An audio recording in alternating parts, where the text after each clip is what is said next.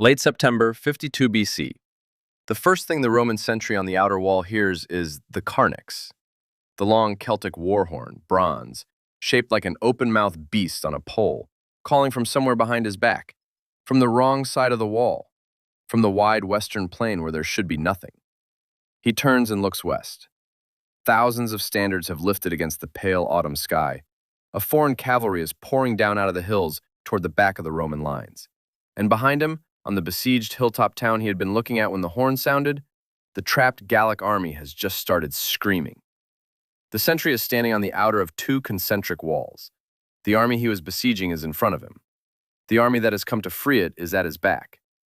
The corridor of timber and ditch he is standing on is 7 Roman miles long, and 11 legions are inside it. By Caesar's own count in Bellum Gallicum, the relief army that came out of the western hills that morning was 250,000 men. Inside the besieged oppidum of Alesia, the trapped king of the Arverni commanded another 80,000. Around the hill, in those two concentric walls of timber and ditch, Caesar held something between 40 and 50,000 legionaries and auxiliaries. Outnumbered, by his own arithmetic, 6-1. This is the story of how a Roman proconsul, in the middle of a province that had already broken open against him, chose to wager an entire army on a geometry problem. He built one wall facing inward against the men he had cornered, and a second wall facing outward against the men coming to free them, and stood in the corridor between the two like a man inside a hollow ring, waiting to be killed from both sides at once. The author of the Bellum Gallicum is Caesar himself. This is worth saying at the start,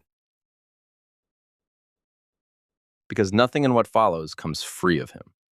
The man who built these walls also wrote the account of why they worked. He writes about himself in the third person, the proconsul, the general, never Caesar the first, always Caesar he, as if the historian and the besieger were two different people inside the same tent. They were not.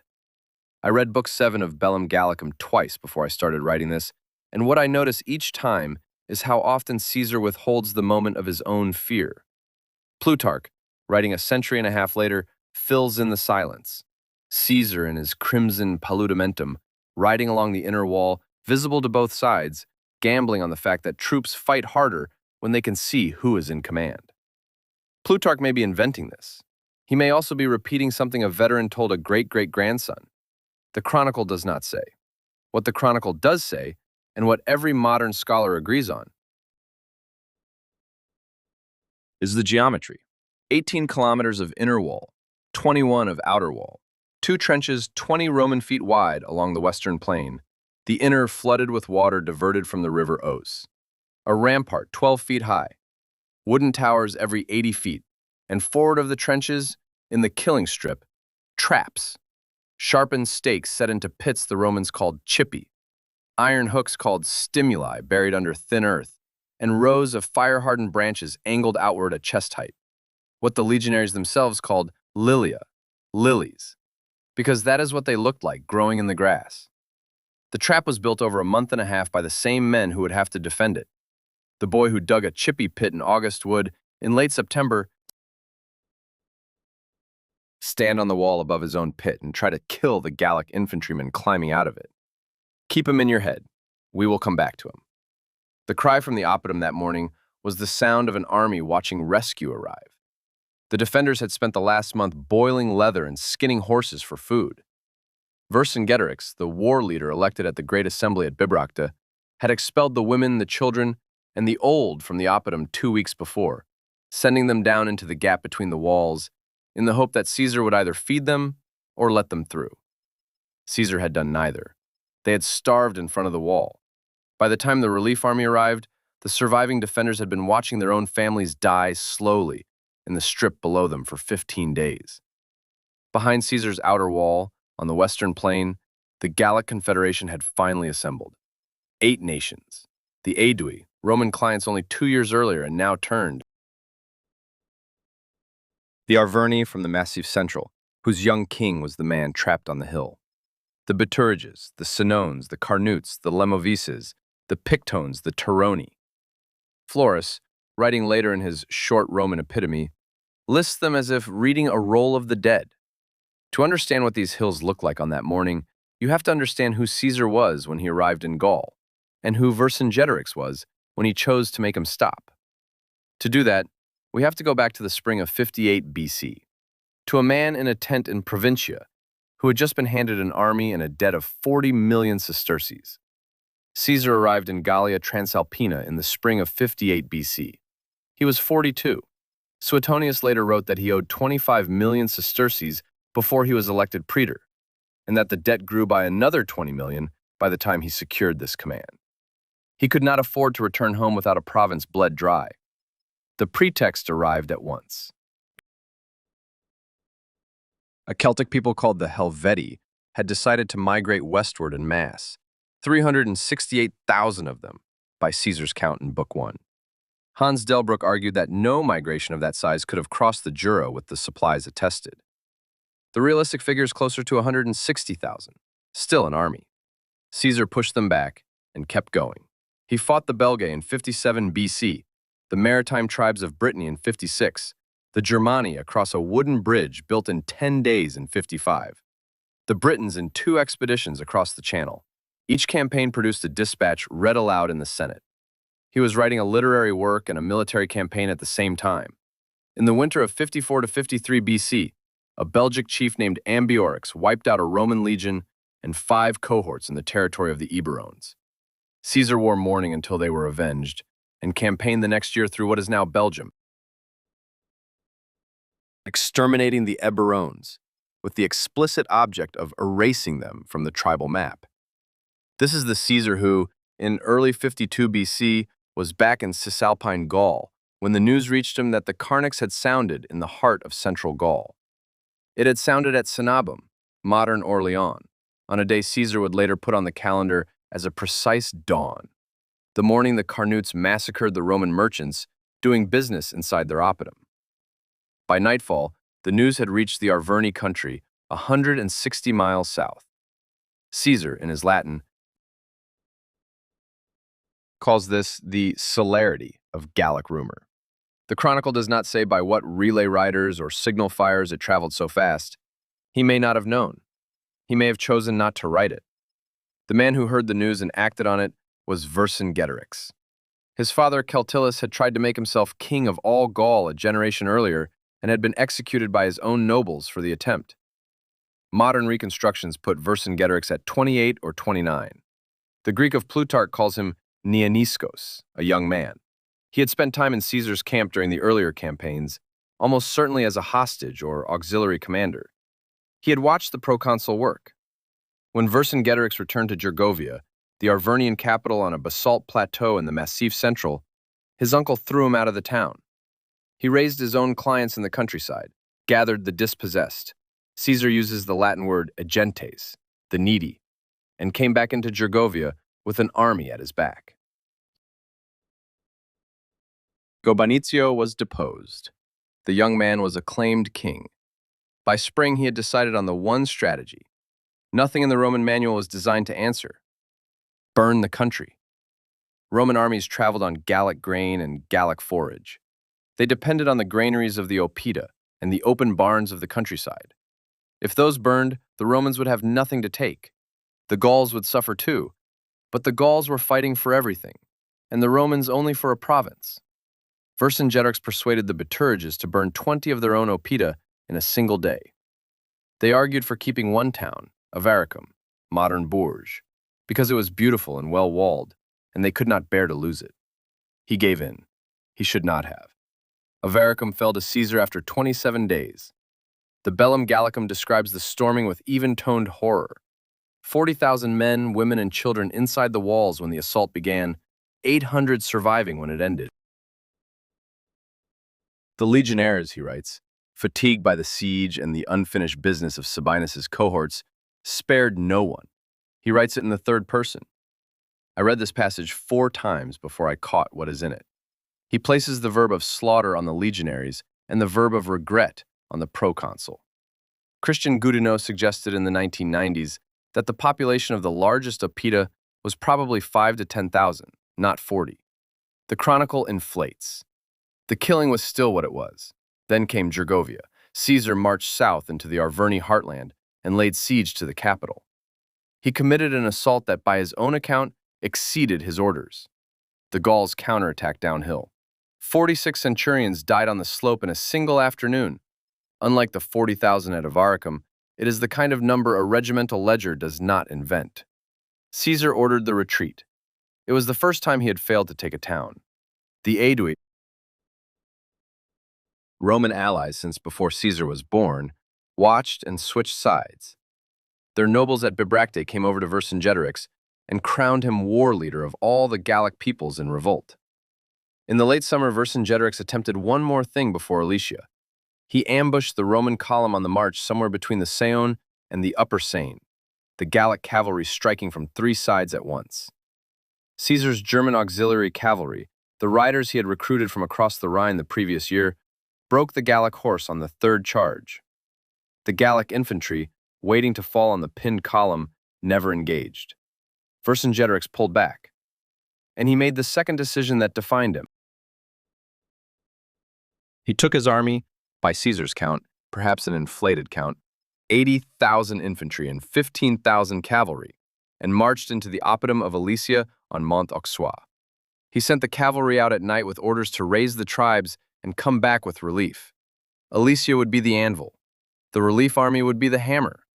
Caesar would be crushed between them. It was also a gift. Vercingetorix had given Caesar a hilltop he could surround, and the relief needed weeks to assemble. Caesar had weeks. Caesar had engineers. Caesar had 11 legions of men who had spent 6 seasons building walls in the soil of Gaul. And he had in his command tent the senior of his lieutenants, Titus Labienus, who had brought a separate column up from the Seine Valley to join him. Remember Labienus, he is going to walk back into this story at exactly the moment the relief army crests the western hills. In the last week of August, 11 legions and roughly 20,000 auxiliary infantry sat down around the hill and began to dig. Mont Rea rises about 150 meters above the surrounding plain, a flat top of 97 hectares, enclosed in late Iron Age earthworks. 2 rivers flank it, the Osserane on the south, the Osse on the north. Joining at its western foot on the plain, the Bellum Gallicum calls the Campus. On the east and south, the slope is steep enough that a man cannot climb it with a shield. On the western plain, an army can march up to it abreast. Caesar built his inner ring around the whole of it. By the survey of Michel Redet and the French and German team that re-excavated the lines in the 1990s, the inner wall ran for 15 Roman miles, about 18 modern kilometers. Inside it sat Vercingetorix with his 80,000 and the Mandubii, the people whose oppidum Alesia was. Outside, in 8 large camps and 23 smaller forts along the line, sat Caesar's army. Then Caesar did the thing no Roman general had done at this scale. He built a second wall facing the other way, around the outside of his own army, against an enemy that had not yet arrived. The Contravallation. 21 kilometers by Redet's measurement. The fortifications, Caesar writes, were the same as those facing inward, only reversed. A legionary in 52 BC, who had been with Caesar from the Helvetian campaign onward, was, by trade, soldier and engineer in equal measure. By the autumn of his 6th campaign, he was probably 26 or 28 years old, paid 112.5 denarii a year before deductions, and almost certainly broke. He was working 2 shifts, pickaxe and ditch in daylight, sentry and signal fire in darkness. He was building a wall he would have to defend. Modern pollen cores from the bogs east of Mont Rea show a sudden collapse in oak and pine in the soil layer dated to this exact decade, one of the rare cases where archaeology and the Latin source line up cleanly. Caesar's army did not just take a hilltop, it took a forest. In front of both walls, the engineers laid the traps in 3 concentric zones. Closest to the wall, the iron stimuli, barbed hooks designed to catch a foot. Behind them, the cipi, pits with sharpened oak stakes pointing upward. And in front, in 5 staggered rows along the slope, the lilia. The Latin says the construction was completed in 25 days. Vercingetorix sent out raiding cavalry to harry the workers. The German auxiliaries were waiting. The skirmish lasted the better part of an afternoon. The Gauls broke off and retreated inside the oppidum. The Mandubii, watching from the wall, are said to have torn their hair when their husbands and brothers were carried in. After that, Vercingetorix did not sally again. He sent his own cavalry out under cover of one moonless night, through a gap in the western wall that had not yet been closed. Caesar mentions this almost in passing, suggesting the contravallation was not yet continuous. The riders carried the order to the tribes. The relief army was to assemble at Bibracte and march on Alesia. Then Vercingetorix did the arithmetic.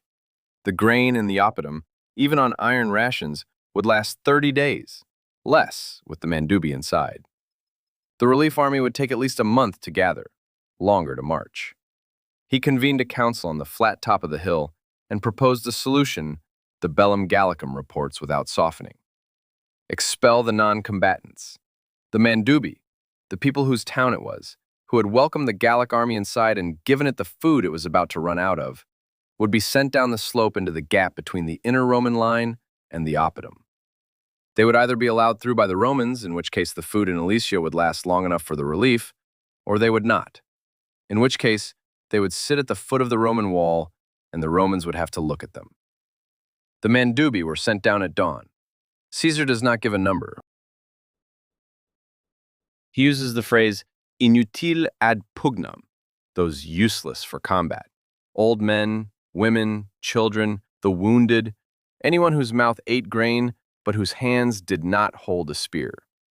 A few thousand people walked down the slope on a morning in mid-September, carrying nothing they could not lift, and stood in the strip between Vercingetorix's wall and Caesar's wall, and waited. The Romans on the rampart watched them. Caesar gave no order. The trumpets did not sound the gates open. The legionaries assigned to the western sector, by tradition the Legio Decima, the 10th, the legion that had been with Caesar since the Helvetian War, kept their hands on their pila and did nothing. The Mandubii sat down in the grass.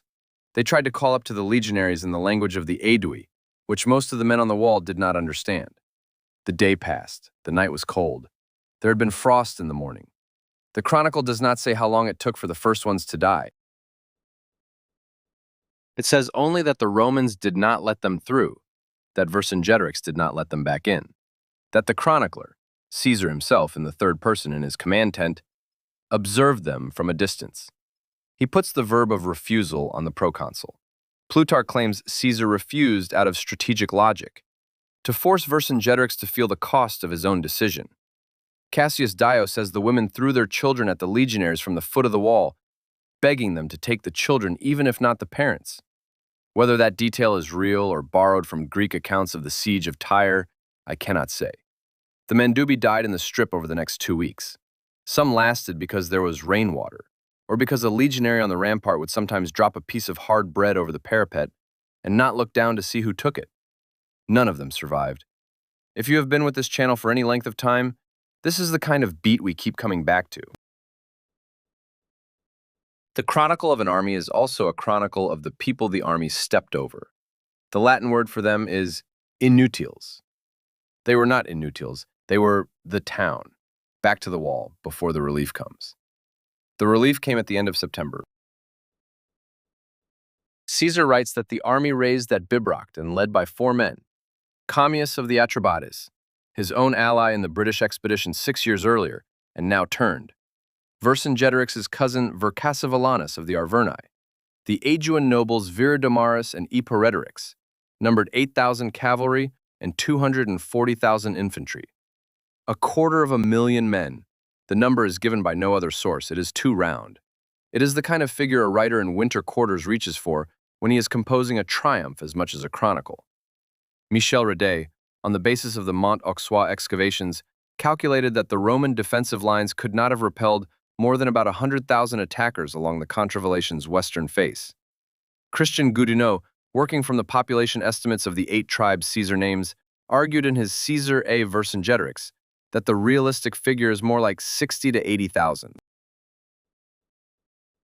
The historian Camille Julien, writing in the early 20th century, had already cut Caesar's number in half. Redet leans toward Goudineau. I do too. But the Bellum Gallicum's 250,000 is what the proconsul wrote, and what every later Roman read. Even at 60,000, The relief was larger than the Roman force defending the outer wall. The Gauls camped a Roman mile west of the contravallation. From the inner wall, Vercingetorix could see their fires at dusk and hear, faintly, the carnix of his own people. The first attack came in the afternoon. Gallic cavalry rode out onto the campus and engaged Caesar's German auxiliaries and Roman horse in the open between wall and camp. By sunset, the Germans had broken the Gallic horse a second time. The relief withdrew. Vercingetorix on the hilltop had not been able to coordinate a sortie in time. The second attack came at midnight on the following day. The Gauls had spent the daylight building wicker hurdles, hooks on long poles, and ladders. They attacked in silence in the dark and had filled the outer trench by the time the sentries raised the alarm. Pitch-soaked torches lifted on the parapets brought the legions from camp at a run.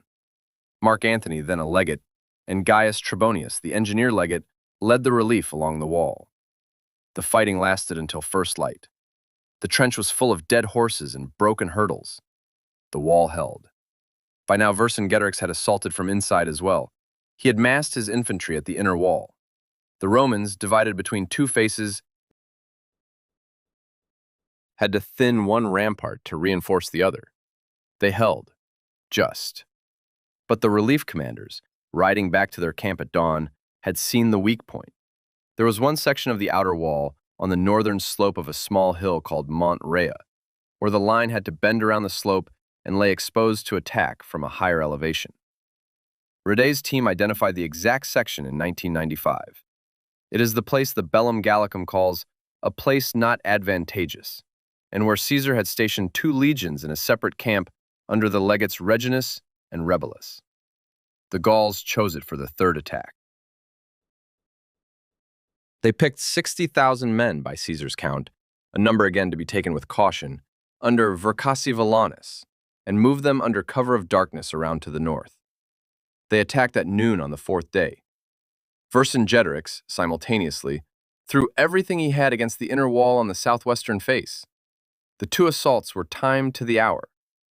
For the first time in the siege, Caesar's lines were genuinely in danger of breaking. The Mont Rea wall began to collapse around the 4th hour after noon. 2 cohorts of the 8th Legion had been pushed back to a second wooden line behind the breach. The legate Reginus had taken a stone to the helmet. The Bellum Gallicum names him. The chronicler also names the centurion of the breach, Lucius Fabius, who would die later in the hour. Caesar did 3 things in sequence. He pulled the broken cohorts off the line and sent 6 fresh cohorts up to plug the breach. He dispatched Titus Labienus with 6 more cohorts in the cavalry, with orders to ride around the outside of the Roman line and come up on Vercassivellaunus's flank from the rear. Labienus had 4,000 men under him by the time he closed the loop. He had been Caesar's senior lieutenant for 6 campaigns. He went, the Chronicle says, sine mora, without delay. Caesar himself, after committing the 6 cohorts to Reginus, took 4 more cohorts and rode along the inner side of the wall, around the Roman lines until he came out on the western face behind Labienus. He had taken off his crimson paludamentum, the only thing on a Roman battlefield that visibly marked the commander, and rode the last part of the way in only the linen sublegaculum and his armor, like any centurion. He could see, by the Chronicle's own description, both walls at once. The sortie from inside is the easiest of the 3 actions to read. Vercingetorix's infantry, thin by starvation and by the 15 days of watching the Mandubii die, pressed forward at the southwestern rampart. They reached the trench. The defenders threw stones from the towers and dropped pots of pitch. The Gauls pressed for an hour and then fell back as the inner wall held, and word came up that the Proconsul himself had ridden west. Outside, the picture turned slower. Vercassivellaunus had his 60,000 committed to the slope of Mont Rea on a frontage of perhaps 400 meters, and they were succeeding, slowly, in pulling the Roman line backward. Then Labienus came over the brow of the hill behind him.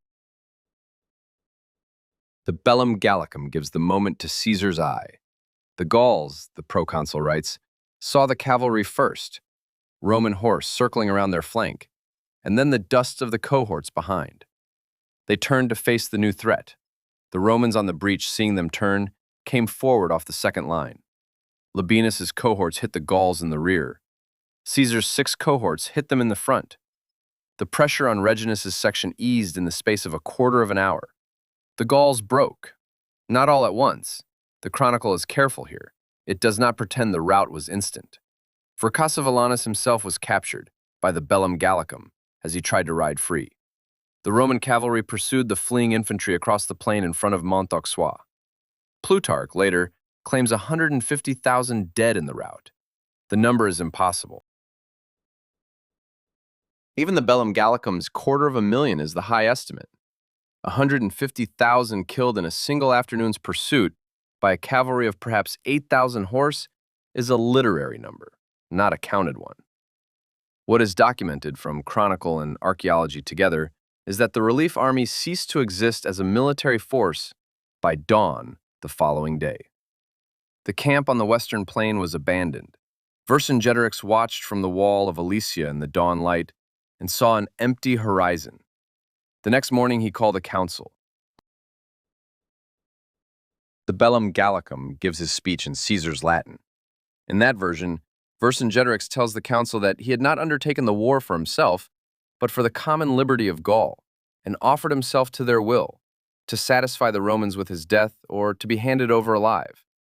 Plutarch's version, closer to Cassius Dio's, has Vercingetorix riding fully armed around the proconsul's seat in a full circle before dismounting and laying down his sword.